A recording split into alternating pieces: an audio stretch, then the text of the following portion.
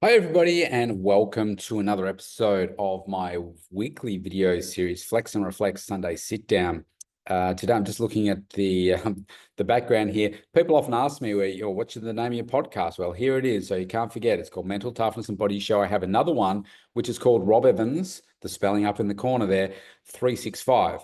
And so I'm approaching 4,000 episodes overall now. So I'm also noticing that it's Sunday and I don't tend to shave for a couple of days. And I don't reckon I could ever grow a beard. I just got no chance of being able to do that. So let's jump into some questions. This is a weekly video series where I answer all the questions that have been either sent through, asked by clients, etc., around health, wellness, fitness, strength training, cardio training, nutrition, and mindset. So let's go. All right, I feel like I'm doing everything right, but my body isn't changing. What's really holding me back? I'm just reading off my iPad, sorry. Okay, I feel like I'm doing everything right, but my body isn't changing. What's really holding me back? All right, so obviously I don't have all the information here, but where I find that the biggest struggles for people is that I guess it's a couple of fold. People think that they're doing the right thing. So you only know what you know, right? So when people come to see me and I say, oh, yeah, what sort of training are you doing? I say, oh, yeah, I go to the gym 3, 4, 5 days a week. I say, well, tell me what it is that you're doing. And they're turning up, they're doing some things, but it's not a structured plan. And then they're not lifting heavy enough. They're not like they're playing around with, say, cable machines and doing a whole bunch of different machines that are not really ideal for getting them to the goal that they want to get to. So at the end of the day, there's no real secret around what you need to do. You've got to lift heavy weights. You've got to push yourself. You've got to be driven. You've got to fuel yourself well. You've got to keep pushing. But for most people, honestly, it's backing off the training. So even my top level, I'll say the athletes, the more professional athletes that I work with, they might only do 2 sessions a week. You hear people say, "Oh, I train 5 days a week, etc." Really? Like, what are you doing? Because you're probably not lifting heavy enough because you need longer to recover between workouts. So for me, I do 3 sessions a week, sometimes four. I might do, like this week, I did an extra ab session just to give me a little bit of an extra boost. And in those other sessions, I'm lifting really heavy. So it means that I need enough rest, at least 24 to 48 hours to recover to get ready for that next session. I think I spoke about this last week. So I think that is a big thing. Have you got the training down pat?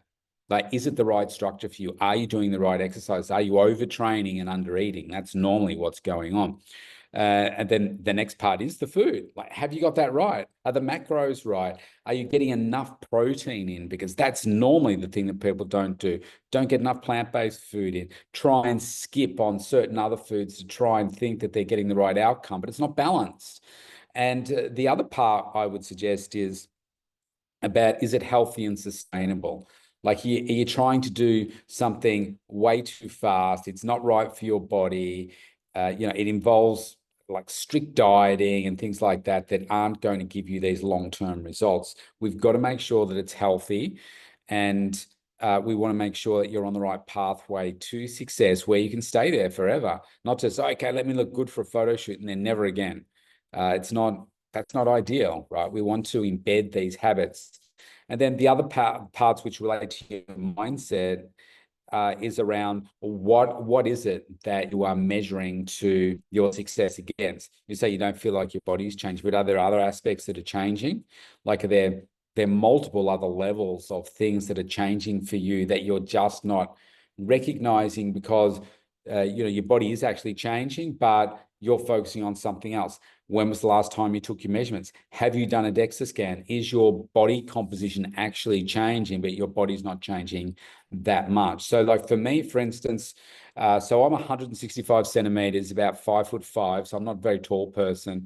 I weigh around 69 kilos. I will hover around that. I only weigh myself about 3 or 4 times a year, but I will probably hover between sort of 68 to 69 to 70 all year round. If I want to get more of the six pack revealing. I probably need to get to probably 68 kilos, maybe a little bit leaner than that, because I also am a natural athlete. I mean, you can see me here. I'm defined, but I train naturally, and I'm 57 years of age in another few, well, in August this year, and it's hard to put on muscle at my age. But I've trained for 37 years. It's really hard for me to build extra muscle naturally. It's really hard because your testosterone levels are dropping off. I'm working as hard as I can to keep building, maintaining the muscle, but it's hard. So it depends on where you're at, what you're aiming to get for. Is it realistic? Is it healthy? Have you done a body composition scan, like a DEXA, DEXA scan, to really measure what it is that you're doing? And have you then compared your results against that? Because your body could actually be changing. You could have changed in centimeters in your, in the key parts that you want to. So I think it's a complex situation without understanding more of the details in the question.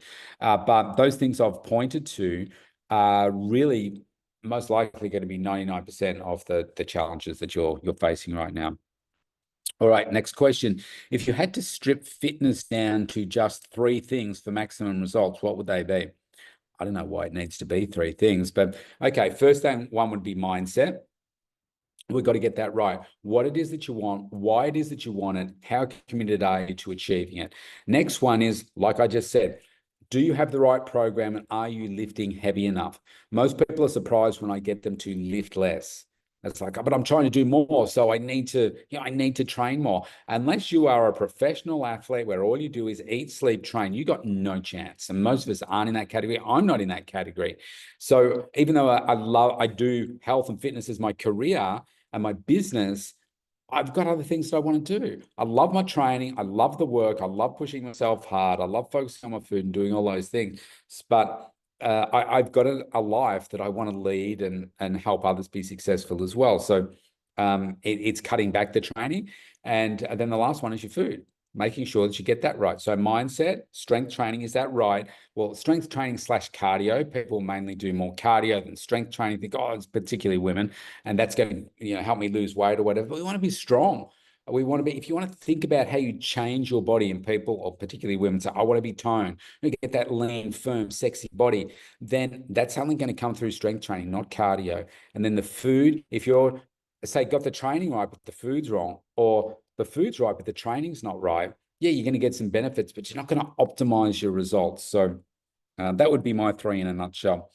How do I stay consistent when motivation disappears and life gets in the way? So this is a question I get asked a lot, because we have such busy, hectic, crazy lifestyles that we get interruptions all the time, and they just come randomly. Like just as I hit record here, I've received 3 messages on my phone. It's a Sunday, but I've got 3 messages on the phone that I need to answer. Now, could they be complete grenades that get thrown at you, or is it something just conversational with a friend or something like that? I don't know until I have a look. But life is so hectic. We put a lot of pressure on ourselves, and depending on your situation with partners, your work, your business, your children, et cetera, it just goes on. There's more and more pressure that gets put on us. So when it comes to life getting in the way, that's very, very simple. And as I say that, I've just had 2 more notifications come through. So the way that, what was the question again? How to stay consistent. So what you want to do is focus on those fundamentals. Think about, why did you get started to begin with? Why is that so important to you? You've resolved to yourself how committed you are. It's your goal, so why would you fail? You're setting the goal, so work damn hard to achieve it. And then focus on those little things that you need to do each day. There are going to be some really heavy, hard days, right? I know, though, that if I stick to my healthy regime, I will come out better at the other end of it. That means eat as healthy as I can. Sometimes I might skip some meals because of just whatever's going on, but not most of the time, but just sometimes when the stress levels, really get raised for you. Worst case, I'll just still get out in nature and go for a walk. What's that good for? It's good for the mindset. Help clear. It's like everything clearing out of your mind. It helps you to be able to, thanks, Siri, to help you to be able to more clearly think and think about what's the next step. Pardon me, almost stepping out of the fire and into, well, it's normally out of the fire into the flames, isn't it?